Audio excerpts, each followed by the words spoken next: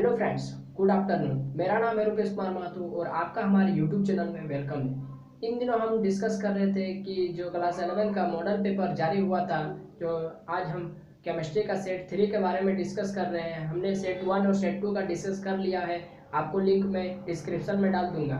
तो आज हम डिस्कस कर रहे हैं सेट 3 में क्वेश्चन जो दे रहा है मॉडल पेपर में या दिया है, वो कहाँ से दिया, किन किन टॉपिक से दिया है, तो हम लोग डिस्कस करते हैं। तो पहले है कि जो क्वेश्चन आ रहा है वो आपका numerical based on PV equal to NRP, यानी आपका क्वेश्चन दे रहा है आइडियल गैस इक्वेशन से। ठीक है, तो आपको आइडियल गैस इक्वेशन से जितने भी क्वेश्चन बन रहे हैं बुक से आप देख लीजिए। और ये आपको कहाँ मिलेंगे ऐसे क्वेश्चन? आपको मिलेंगे SOM यानी स्टेट ऑफ मैटर में मिलेंगे। ठीक है, आपका चैप्टर है क्लास 11 केमिस्ट्री में स्टेट ऑफ मैटर, वहाँ से आपको पीवी आइडियल गैस इक्वेशन पर बेस्ड आपको न्यूमेरिकल्स मिल जाएंगे। तो वहाँ से न्यूमेरिकल्स आ रहे हैं, आप देख लीजिएगा। फिर आ रहा है आपको क्वेश्चन प्रिपरेशन ऑफ अल्काइन से आपको क्वेश्चन पूछ रहा है। ठीक है, प्रिपरेशन ऑफ अल्काइन से कोई एक पॉइंट उठा ले रहा है और वहाँ पर ऑब्जेक्टिव बना करके आपको पूछ दे रहा है। ठीक है, तो सेट 3 में दिया है, तो इसलिए मैंने यहाँ पर इस पॉइंट को लिख दिया कि प्रिपरेशन ऑफ अल्काइन से। थोड़ा आप भी देख लीजिएगा कि वहाँ क्वेश्चन किस तरह, या प्रिपरेशन ऑफ एल्किन में किस तरह, अल्काइन में किस तरह उसका प्रिपरेशन हो रहा है, तो थोड़ा देख लेना है। और ये आपको कहाँ मिलेगा? हाइड्रोकार्बन चैप्टर में मिल जाएगा। ठीक है, फिर आपको क्वेश्चन आ रहा है बेंजीन रिलेटेड क्वेश्चन। ठीक है, तो आपको मॉडल सेट 3 में दिया है कि फ्री रेडिकल दो चार को, एक दो तीन चार को आपको ऑप्शन दिया है। ठीक है, जो फ्री रेडिकल के बेस्ड पर पूछ रहा है कि कौन मोस्ट स्टेबल फ्री रेडिकल है। तो 4 को ऑप्शन दिया है, जिसमें से एक ऑप्शन है आपको जिसमें बेंजीन लटका हो, बेंजीन उसमें अटैच्ड है। इसका मतलब ये ध्यान देने योग्य बातें है कि वहाँ पर आपको बेंजीन से रिलेटेड फ्री रेडिकल बना करके बेंजीन से रिलेटेड ही क्वेश्चन पूछना चाह रहा है, तो इसलिए आप बेंजीन से रिलेटेड क्वेश्चन देख लीजिएगा। तो ये आपको कहाँ मिलेगा? ये आपको ऑर्गेनिक केमिस्ट्री चैप्टर में मिल जाएगा। ठीक है, फिर देखते हैं रिएक्टिविटी सीरीज जो आपने पढ़ा होगा 8-9 में कि अभिक्रियाशील श्रृंखला क्या होता है, जिसमें सबसे ऊपर में 3-4 एलिमेंट रहता है, जिनका क्या बोलते हैं, 3-4 को एलिमेंट रहता है जो बहुत ज़्यादा क्या होता है, अभिक्रियाशील होते हैं, रिएक्टिव होते हैं। ठीक है, जिसमें सोडियम, पोटेशियम, ये सब, कैल्शियम, ये सब आ जाता था। और सबसे नीचे होता था क्या होता था, सबसे नीचे जो लेस रिएक्टिव होता था एलिमेंट्स। ठीक है, जो लेस रिएक्टिव होता था जैसे सोना, सिल्वर, ठीक है, चांदी, ये सब आ जाता था। ठीक है, कॉपर, ये सब आ जाता था। और बीच में आपका होता था मध्यम अभिक्रियाशील तत्व, जो कम अभिक्रियाशील करता था किसी के साथ, तो उसको इंग्लिश में क्या बोलते हैं? मध्यम अभिक्रियाशील को उसको इंग्लिश में बोलते हैं मॉडरेटली रिएक्टिव मेटल्स। ठीक है, मॉडरेटली रिएक्टिव मेटल्स। इसका एग्जांपल क्या क्या है? आयरन है, जिंक है, टिन है, लेड है। ठीक है, एटीसी। तो मॉडल सेट 3 में आपको क्वेश्चन पूछा गया है, 4 वो ऑप्शन दिया है, उसमें पूछा गया कि कौन क्या बोल रहे, कौन जो किसको आप क्या बोलते हैं उसको कि अलग नहीं कर सकते हैं, जो क्या बोल रहे हैं, जो ज़्यादा अभिक्रियाशील नहीं है। ठीक है, तो वहाँ से आपको वहाँ एक ऑप्शन दिया है Fe, तो आप Fe को लिख दीजिए, कौन ज़्यादा रिएक्टिव, इस तरह का एक क्वेश्चन है, आप देख लीजिएगा।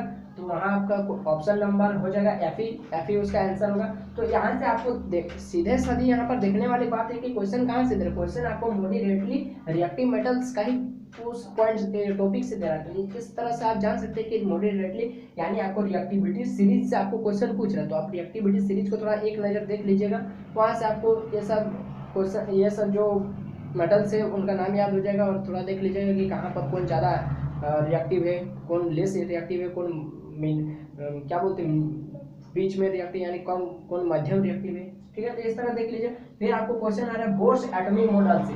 बोर्स एटॉमिक मॉडल से जिस तरह सेट 2 में भी क्वेश्चन आया था कि उसका रेडियस से आया था, जिस तरह मैंने वहाँ पर लिखा था, मैं लिंक डाल दूंगा ग्रुप क्या बोल रहे हो वीडियो का, तो आप उस वीडियो से देख लीजिएगा कि वहाँ पर था बोर्स एटॉमिक मॉडल से क्वेश्चन था कि एक बार उसका रेडियस निकालने का फॉर्मूला था, फिर उसका एनर्जी निकालने का फॉर्मूला था, फिर उसका वेलोसिटी निकालने का फॉर्मूला था। तो देखिए यहाँ पर 2 क्वेश्चन फिर घुमा के दे दिया बोर्स एटॉमिक मॉडल से, बोर्स एटॉमिक रेडियस से। ठीक है, तो बोर्स एटॉमिक रेडियस इसका मतलब बहुत ज़्यादा इंपॉर्टेंट है। वहाँ से आप देख लीजिए कि वहाँ से आपको यहाँ पर सेट 3 में किस तरह क्वेश्चन दिया, यहाँ पर आपको बोल रहा है कि हाइड्रोजन लाइक एटम से 3 हाइड्रोजन लाइक एटम से हाइड्रोजन तो है और साथ ही आपको हीलियम भी दिया, हीलियम प्लस और लिथियम डबल प्लस दिया, ठीक है। और बोल रहा है कि तीनों का आप रेडियाई का यानी रेडियस का आप रेशियो निकाल के दिखाएं। तो सबसे पहले आपको क्या बोलते हैं उसको, रेडियस निकालना पड़ेगा। तो रेडियस आप बोर्स मॉडल से निकाल सकते हैं, ठीक है। बोर्स से रेडियस फॉर्मूला से आप निकाल सकते हैं, जहां पर होता था 0.529 angstrom N square by Z square. वहां से आप तीनों का निकाल लेंगे। मॉडल पेपर में क्वेश्चन आप देख लीजिए शीट 3 खोलकर, तो वहां पर आपको ratio of difference atomic radii यानी यहाँ पर आपको डिफरेंस एटॉमिक रेडियाई का रेशियो पूछ सकता है। तो इस तरह आपको बोर्स एटॉमिक मॉडल को भी देख लेना, Bohr's atomic radius, Bohr's atomic velocity, Bohr's atomic energy, ये सब भी देख लेना, ठीक है। फिर आपका आता है कि मोल फ्रैक्शंस आपको क्वेश्चन दे रहा है। जिस तरह सेट 2 और सेट 1 में आपको दे रहा था मोलालिटी और मोलारिटी से, तो सेट 3 में आपको दिया मोल फ्रैक्शन से रिलेटेड क्वेश्चन। तो इस तरह आप मोल फ्रैक्शन पॉइंट को भी थोड़ा देख लीजिएगा, ठीक है। वहां से क्वेश्चन बन रहा है और वहां से क्वेश्चन पूछ सकता है। तो ये आपको कहाँ मिलेगा, ये आपको मोल फ्रैक्शन जो ये है, ये आपको some basic concept of chemistry जो चैप्टर 1 है वहीं से मिलेगा, ठीक है। फिर आपको क्वेश्चन दे रहा है पॉलीज एक्सक्लूजन प्रिंसिपल से। पॉलीज एक्सक्लूजन जो सेट 2 में आपको दिया था हुंस रूल से जो क्या बोल रहा है अनपेड इलेक्ट्रॉन निकालने बोल रहा था, और सेट 3 में आपको दे रहा है पॉलीज एक्सक्लूजन प्रिंसिपल से। इसका मतलब आप पॉलीज एक्सक्लूजन प्रिंसिपल यानी जो ये है क्वांटम नंबर से रिलेटेड है, तो आप क्वांटम नंबर टॉपिक को भी देख लीजिए, और ये सब जो लॉ है हुंस रूल है ना, पॉलीज एक्सक्लूजन प्रिंसिपल, ये सब देख लीजिएगा, ठीक है। तो यहाँ से क्वेश्चन बना, और ये आपको कहाँ मिलेगा देखने के लिए, या आप पढ़ेंगे तो कहाँ आप जाकर पढ़ेंगे, आप मिलेगा state of structure of atom chapter, जो चैप्टर 2 है क्लास 11 केमिस्ट्री, वहाँ आपको मिल जाएगा। फिर है हाइड्रोलाइटिक क्लीवेज। मैंने सेट 2 में बोला था कि आपको फिजन और कोवलेंट बॉन्ड से क्वेश्चन पूछ सकता है, वहाँ पर कार्बोकैटायन का स्टेबिलिटी के बारे में पूछा था, और यहाँ पर आपको फिजन और कोवलेंट बॉन्ड से डायरेक्ट क्वेश्चन पूछ दिया है कि हाइड्रोलाइटिक क्लीवेज से रिलेटेड आपको क्वेश्चन दिया है, हाइड्रोलाइटिक क्लीवेज, ठीक है। वहाँ पर आपको पूछ रहा है कि हाइड्रोलाइटिक क्लीवेज में किसका फॉर्मेशन होता है, तो कार्बो एनाइन और कार्बोकैटायन का होता है। तो कार्बो एनाइन ऑप्शन में नहीं है, कार्बोकैटायन है, तो आप कार्बोकैटायन को टिक कर दीजिए। तो इस तरह से आपको हाइड्रोलाइटिक क्लीवेज से क्वेश्चन दे रहा है, जो आपको कहाँ मिलेगा, ऑर्गेनिक केमिस्ट्री चैप्टर में मिल जाएगा, ठीक है।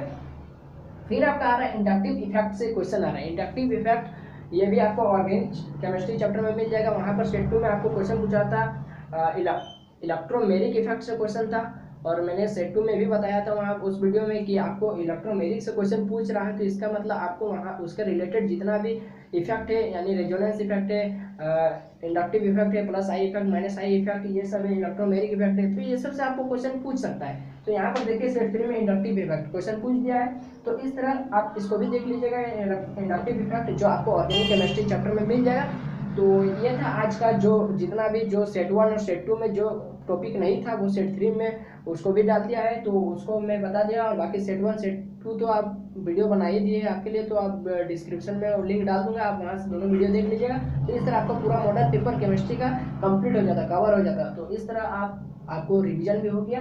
तो आपको हमारा वीडियो कैसा लगा आप हमको कमेंट बॉक्स में ज़रूर बताएं, और यदि आपको हमारा वीडियो अच्छा लगा तो आप लाइक करें, और इस वीडियो को ज़्यादा से ज़्यादा अपने दोस्तों में शेयर करें, ताकि उनको भी मॉडल पेपर की अच्छा से पैटर्न के बारे में जानकारी मिल जाए। धन्यवाद।